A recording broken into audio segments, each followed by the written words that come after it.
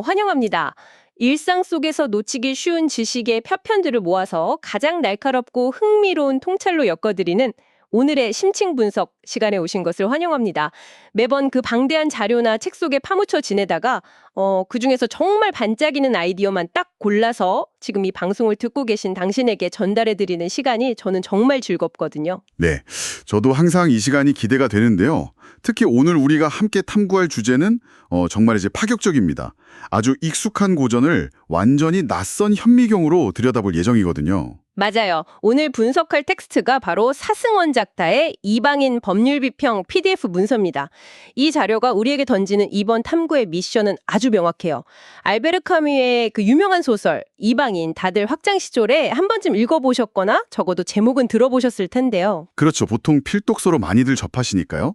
근데 이 작품을 그 실존주의니 부조리니 하는 문학적인 은유로 읽는 대신에 현대 형법의 잣대를 아주 차갑게 들이댄 실제 형사사건으로 취급해보자는 겁니다. 과연 현대의 법정이라면 이 사건에 어떤 판결을 내릴 것인가 하는 거죠. 자, 본격적인 이야기에 앞서서 지금 듣고 계신 당신에게 먼저 아주 도발적인 질문을 하나 던져보겠습니다. 당신이 만약 이 살인사건 재판의 배심원이라면 피고인이 단지 어머니의 장례식에서 울지 않았다는 이유만으로 그에게 사형을 선고하시겠습니까? 오프닝부터 아주 묵직한 질문을 던지시네요. 사실 우리가 카미의 이방인을 접할 때 대부분은 이 철학적인 렌즈를 먼저 끼게 되잖아요. 인간 존재의 근원적인 고독이라던가 뭐 세상의 무관심 아니면 실존주의 철학 같은 좀 거창하고 추상적인 개념들에 압도당하곤 하죠. 네, 저도 처음 읽었을 땐 약간 머리가 아팠거든요. 뭔가 대단한 철학적 의미를 찾아야 할 것 같고. 맞습니다.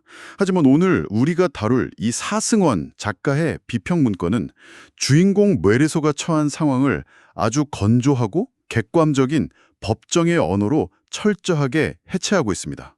그러니까 철학적 해석이라는 두꺼운 안경을 잠시 벗어두고 오직 증거, 팩트, 그리고 법리라는 칼날로 이 사건의 진실을 도려내 보자는 것이죠. 자, 본격적으로 파헤쳐보죠. 우리 기억을 조금 되살려보기 위해서 사건의 뼈대부터 한번 짚고 넘어가는 게 좋을 것 같아요. 주인공 메르소는 어느 날 양로원으로부터 어머니가 돌아가셨다는 전보를 받습니다. 장례를 치르러 가긴 하는데 그 사람들의 일반적인 예상과는 달리 눈물을 흘리거나 깊은 슬픔에 빠진 모습을 전혀 보여주지 않아요. 심지어 장례식이 끝난 바로 다음 날 여자친구인 마리와 해수욕을 즐기고 코미디 영화를 보면서 아주 평범하고 어떻게 보면 굉장히 무심한 일상을 보내죠. 네, 그러다 며칠 뒤에 그 해변에서 사건이 터지죠. 이웃인 레몬과 함께 해변에 나갔다가 강렬한 태양 아래에서 레몬과 원한 관계에 있던 아랍인 무리와 마주치게 되고요. 결국 묘르소가 권총에 방화쇠를 당겨서 아랍인을 살해하게 됩니다. 여기까지가 우리가 아는 아주 객관적인 줄거리입니다. 네, 명백히 살인 사건이 발생한 것이죠. 그런데 실제 소설 속 재판의 흐름을 유심히 살펴보면 그리고 오늘 우리가 분석하는 이 비평이 가장 예리하게 파고들어온 지점을 보면 법정의 태도가 굉장히 기이하다는 것을 알 수 있습니다. 기이하다고요? 살인사건 재판인데 뭐가 그렇게 기이했을까요? 상식적인 형사재판이라면 마땅히 살인행위 그 자체에 집중해야 하잖아요. 무기의 종류, 범행의 동기, 당시의 물리적 상황 같은 객관적인 팩트들 말이죠. 그런데 이 재판은 그런 사실들보다 묘류서의 무심한 성격이나 사회적 관습을 따르지 않는 불순한 태도에 비정상적으로 집착합니다. 전통적인 평론에서는 이걸 세상의 부조리함을 깨닫는 과정이라며 아름답게 포장하지만 오늘 우리는 그 포장지를 완전히 찢어버릴 겁니다. 철저한 법률가의 시선에서 과연 이 재판이 공정했는지 검증해본다는 거군요. 여기서 제가 꼭 짚고 넘어가고 싶은 게 있어요. 사실 저도 학창시절에 이 책을 읽으면서 묘르소를 그냥 묻지마 살인자 정도로 단정지었거든요. 그런데 이번 비평 자료를 보면서 정말 놀랐습니다. 묘르소의 총격이 법률적으로는 단순 살인이 아니라 정당방위로 해석될 여지가 아주 다분하다는 주장이 나오더라고요. 네, 여기서 정말 흥미로운 점은 사승원 작가의 첫 번째 비평 포인트가 바로 그 부분이라는 겁니다. 사건을 철저히 객관적으로 분석하면 이는 형법상 정당방위 또는 과잉방위로 다툴 여지가 충분했다는 거죠. 아니 근데 잠깐만요. 제가 여기서 약간 악마의 변호인처럼 반론을 제기해보고 싶습니다. 소설의 묘사를 정확히 기억해보면 묘르소가 총을 한 발만 쏜 게 아니잖아요. 탕! 하고 한 발을 쏴서 아랍인이 쓰러졌는데 거기서 멈추지 않고 잠시 뜸을 들였다가 쓰러진 몸통을 향해 무려 4발을 더 쏩니다. 총 5발이에요. 아, 치명적인 부분이죠. 그 5발. 네. 아무리 위협을 느꼈다고 해도 이미 쓰러진 사람에게 4발을 더 쏘는 걸 대체 어떤 변호사가 정당방위라고 합리적으로 변호할 수 있습니까? 이건 누가 봐도 확인 사살 아닌가요? 아주 날카로운 지적이십니다. 사실 그 5발의 총성이야말로 검찰 측이 메르소를 계획적이고 잔혹한 살인마로 몰아붙인 가장 강력한 무기였거든요. 하지만 이 법률적 렌즈로 그 찰나의 순간을 다시 쪼개어보면 이야기가 상당히 달라집니다. 어떻게 달라지나요? 5발을 쏜 건 변하지 않는 팩트잖아요. 법적으로 이것은 완벽한 무죄를 주장하는 순수한 의미의 정당방위가 아닐지라도 최소한 과잉방위로 다투어서 형량을 대폭 낮출 수 있는 매우 강력한 근거들이 존재한다는 겁니다. 자, 총을 쏘기 직전 그 해변의 상황으로 다시 돌아가 보죠. 여기서 첫 번째로 주목할 객관적 사실은 아라빈이 먼저 주머니에서 칼을 꺼내어 태양빛에 비추며 메르소를 겨누었다는 점입니다. 아, 맞아요. 아라빈이 먼저 무기를 꺼내들었죠. 확실히 맨손은 아니었어요. 그렇습니다. 상대가 살상 무기를 꺼내든 순간 명백하고 극박한 생명의 위협이 발생한 겁니다. 게다가 여기서 두 번째로 아주 중요한 맥락이 있어요. 상대가 들고 있던 그 칼은 단순한 위협용이 아니었습니다. 아, 뭔가 전적이 있었던 칼인가요? 네, 그 아라비는 바로 얼마 전에 뮤르소의 지인인 레몽의 얼굴과 팔을 그 칼로 베어버린 전력이 있는 실질적인 유혈 사태를 일으킨 위형인물이었습니다. 뮤르소 입장에서는 저 칼에 찔리면 나도 죽을 수 있다는 공포를 느끼기에 충분하고도 남는 아주 구체적이고 경험적인 위협이었던 셈이죠. 아, 듣고 보니 그렇네요. 그냥 길가다 시비가 붙은 낯선 사람이 아니라 이미 내 일행을 피투성이로 만든 사람이 다시 나를 향해 칼을 뽑아든 상황이라는 거잖아요. 이건 확실히 위협의 체감 온도가 다를 수밖에 없겠네요. 정확합니다. 현대의 형사 재판에서도 피의자가 상대방의 폭력적인 전과를 알고 있었는지는 정당방위 성립에 매우 중요한 요소로 작용하거든요. 그리고 세 번째, 가장 결정적인 법리적 포인트가 있습니다. 바로 메르소가 처해 있던 생리적 패닉 상태입니다. 생리적 패닉 상태요? 햇빛이 너무 뜨거웠다는 그 묘사 말씀하시는 건가요? 네. 소설 속 묘사를 보면 알지리 해변의 태양은 거의 폭력적일 정도로 뜨거웠습니다. 메르소는 극심한 폭염 속에서 이마에 땀방울이 눈썹에 맺혔다가 눈꺼풀 위로 흘러내려 시야가 완전히 차단되는 순간을 겪습니다.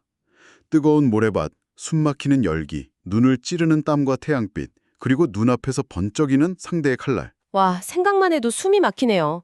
완전히 패닉에 빠질 만한 상황이네요. 그렇죠.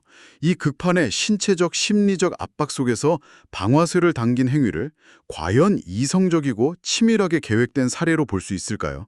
작가는 이것이 극도의 공포와 감각적 마비 속에서 발현된 일종의 무의식적 생존 본능이자 방어 기제로 해석하는 것이 훨씬 더 합리적이라고 주장합니다. 아, 그럼 아까 제가 문제 삼았던 그 추가적인 네 발의 사격은요? 그 네 발 역시 이성적인 확인 사살이라기보다는 극심한 스트레스와 패닉 상태에서 이성을 잃고 벌인 과잉 방위의 전형적인 행태로 방어할 수 있다는 것이죠. 아, 여기서부터 진짜 흥미진진해지는데요. 그렇게 접근하니까 퍼즐이 확 맞춰지는 기분입니다. 만약 현대 미국의 스탠드 유어 그라운드 같은 강력한 자기방어 권리가 인정되는 곳이었다면 이 사건은 정말 치열한 법리 다툼의 여지가 있었겠어요. 변호인이 이 해변에서의 선제적 위협과 뮤르소의 생리적, 심리적 패닉을 제대로 부각했다면 사형은커녕 무기력한 과잉방위 정도로 아주 낮은 형량을 받았을지도 모를 일입니다. 네, 충분히 가능한 시나리오죠. 정상적인 법치주의 시스템 안에서라면 말입니다. 그런데 현실의 재판, 아니 소설 속 재판은 완전히 산으로 가버리잖아요. 그 객관적인 팩트들은 다 어디 가고 이상한 이야기만 나오지 않나요? 바로 그게 이 비평이 고발하는 사법 시스템의 맹점입니다. 재판은 범죄의 객관적인 팩트, 즉 해변에서 누가 먼저 칼을 꺼냈고 당시의 위협이 어느 정도였는가를 다루는 이성적인 공간이어야 하잖아요. 하지만 법정은 순식간에 피고인의 도덕성을 심판하는 중세시대의 마녀사냥터로 변질되어 버립니다. 마녀 사냥이요? 검찰이 어떻게 논리를 전개했길래요? 검사가 내세우는 논리를 보면 그 비약이 얼마나 노골적인지 알 수 있습니다. 검사는 총격 사건의 물질적 증거는 거의 방치한 채 묘르소의 사생활을 현미경처럼 들여다봅니다. 어머니의 장례식에서 담배를 피우고 밀크커피를 마신 일, 장례식 다음날 해수욕을 가고 코미디 영화를 보며 웃었던 일들을 낱낱이 법정으로 끌고 오죠. 살인사건 재판에 어머니 장례식에서 커피 마신 이야기를 왜 끌고 오는 거죠? 그걸 근거로 그를 영혼이 없는 파렴치한 사회를 위협하는 괴물로 몰아세우기 위해서죠. 아, 근데 여기서 또 제 안에 악마의 변호인이 고개를 드는데요. 검사 입장도 어느 정도는 이해가 갑니다. 원래 재판이란 게 배심원들을 설득해야 하는 게임이잖아요. 검사로서는 이 피고인이 평소에 얼마나 타인의 고통에 공감하지 못하고 위험한 성향을 가졌는지, 즉 재범의 위험성이나 반사회적 성향을 입증하기 위해 그 장례식 직후의 기행들을 일종의 정황 증거로 활용할 수도 있지 않았을까요? 물론 현대 재판에서도 양형을 결정할 때 피고인의 평소 성향이나 반성하는 태도 등을 참고하기는 합니다. 하지만 사승원 작가가 꼬집는 핵심은 검사가 그 정황 증거를 다루는 방식과 수위가 법의 테두리를 완전히 벗어났다는 데 있습니다. 선을 넘었다는 거군요. 네, 검사는 묘르소의 기행을 참작 사유로 쓴 게 아닙니다. 아예 살인의 고의성, 즉 범죄 의도를 대체하는 수단으로 써버리죠. 검사의 주정을 요약하면 이렇습니다. 그는 범죄인의 마음으로 어머니의 장례를 치렀다. 따라서 그가 아랍인을 죽인 것은 우발적인 것이 아니라 그의 내면에 있는 악마성이 발현된 계획살인이다. 와, 그건 진짜 무시무시한 논리의 도약이네요. 어머니가 돌아가시면 며칠 동안은 식음을 전폐하고 울어야 한다는 사회적 규범을 지키지 않았다는 이유가? 그러니 너는 사람을 죽이고도 남을 놈이다.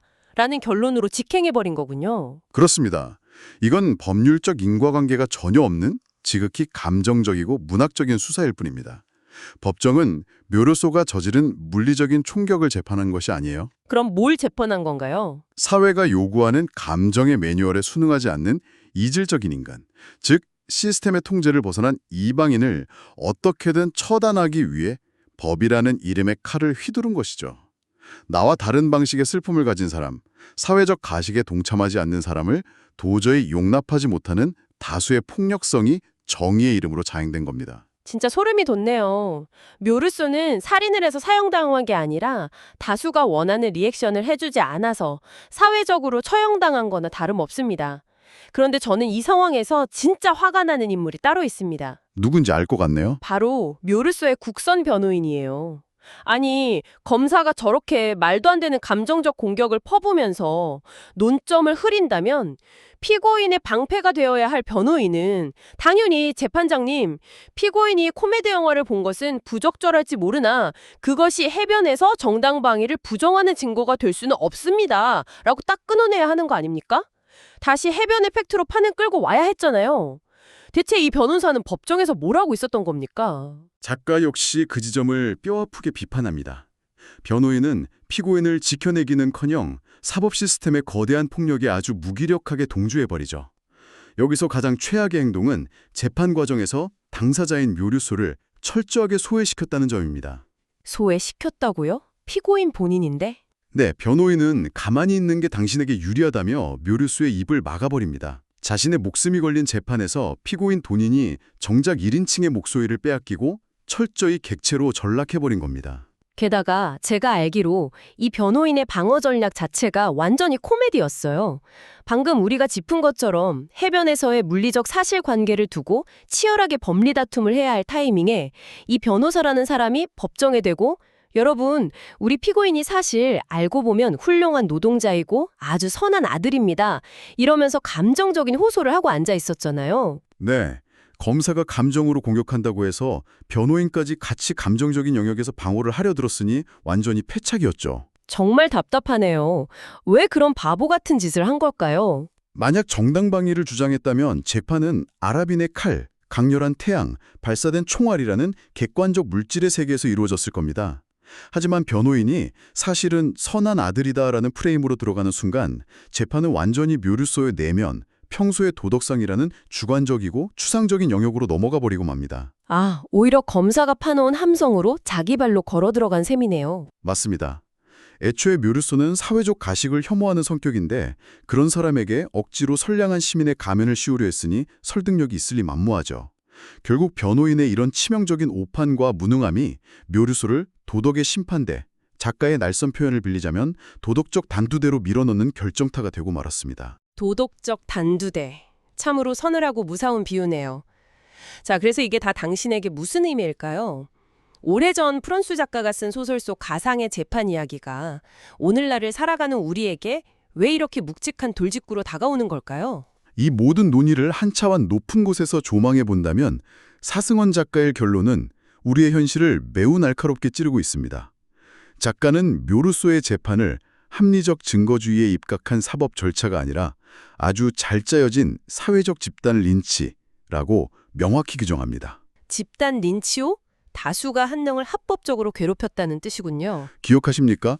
묘루소가 법정에서 범행 동기를 묻는 판사에게 태양 때문이었습니다 라고 진실을 말했을 때 법정 안의 모든 방청객과 배심원들은 일제히 그를 비웃었습니다. 정당방위라는 객관적 팩트가 다루어져야 할 엄숙한 법정이 단지 자신들의 룰을 따르지 않는 이질적인 타자를 조롱하고 짓밟는 야만적인 극장으로 전락해버린 겁니다. 그러니까 이 비평이 단지 법대생들을 위한 재미있는 텍스트 분석에서 끝나는 게 아니라는 거네요. 그렇죠. 결국 이 문건이 고발하고자 하는 것은 비단 사법 시스템의 결함만이 아닙니다. 정의와 도덕이라는 고결한 탈을 쓰고 일상적으로 자행되는 다수의 폭력, 그리고 나와 생각이나 감정 표현 방식이 조금이라도 다른 이방인을 철저히 배제하고 파괴하려는 현대사회의 가혹한 배타성을 아주 적나라하게 해부하고 있는 것입니다. 정말 그러네요. 객관적 사실보다 사회적 규범과 감정이 어떻게 한 인간을 재단할 수 있는지 다시 한번 생각해 봅니다.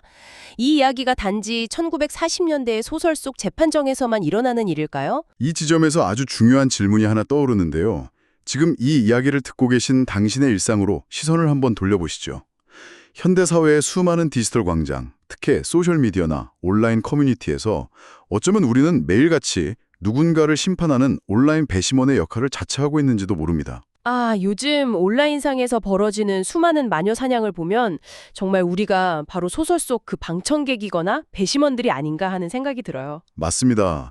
유명인의 사건, 사고나 사회적 비극이 발생했을 때 우리는 그들에게 대중이 보편적으로 요구하는 적절한 슬픔, 반성하는 태도, 올바른 텍스트를 강요합니다. 만약 누군가가 그 엄격한 매뉴얼에서 조금이라도 벗어난 반응을 보인다면 어떤 일이 벌어지나요? 곧바로 공감 능력이 없다거나 사이코패스라면서 엄청난 비난의 댓글들이 쏟아지잖아요. 그 사람의 평소 행실이나 과거의 소셜미디어 게시물까지 싹 다 털어서 조리돌림을 하고요. 사건의 구체적인 사실관계나 복잡하게 얽힌 맥락은 더 이상 중요하지 않은 거죠. 단지 대중의 감정적 기준에 부합하지 않는다는 이유만으로 우리는 그들을 이방인으로 낙인 찍고 사회적으로 매장해버립니다. 듣고 보니 우리가 매일 인터넷에서 목격하는 풍경과 너무 똑같아서 섬뜩하네요. 우리 각자의 마음속에 이미 거대한 도덕적 단두대를 굳건히 세워두고 나와 다른 반응을 보이는 누군가를 처형하기 위해 시퍼런 칼날을 갈고 있는 것은 아닌지 깊이 되돌아봐야 할 때입니다. 어쩌면 시스템의 폭력을 비판하는 우리들 스스로가 평범한 일상 속에서는 묘루소를 사형으로 몰고 간 그 무자비하고 편협한 검사나 재판장처럼 행동하고 있는지도 모릅니다. 와, 정말 마지막에 뒤통수를 쾅하고 얻어맞은 기분입니다. 나는 과연 누군가에게 묘루소의 검사가 아니었는가? 내가 세워둔 도덕적 단두대에서 나와 다르다는 이유만으로 누군가의 목을 치고 있진 않았나? 이 묵직하고 도발적인 질문의 답은 이제 지금 이 방송을 듣고 계신 당신의 몫으로 온전히 넘겨드리겠습니다. 오늘 우리가 던진 질문들이 여러분의 일상을 조금은 다른 시선으로 돌아보게 하는 계기가 되었으면 좋겠네요. 카뮤의 고전을 서늘한 법률의 언어로 해체해본 이번 탐구, 정말 놀라운 통찰의 연속이었습니다. 오늘 우리가 함께 나눈 이 치열한 분석과 지식의 조각들이 당신이 세상을 바라보고 내 곁에 타인을 이해하는 새롭고도 선명한 렌즈가 되기를 진심으로 바랍니다. 끝까지 함께해 주셔서 감사합니다. 언제나 식지 않는 지적 호기심으로 이 깊고 긴 탐구의 여정을 함께해 주시는 당신이 있어 오늘도 정말 즐거웠습니다. 저는 다음번에도 당신의 세계를 한 뼘 더 넓혀줄 상상도 못한 흥미진진한 심층 분석 자료를 듬뿍 안고 다시 찾아오겠습니다. 감사합니다.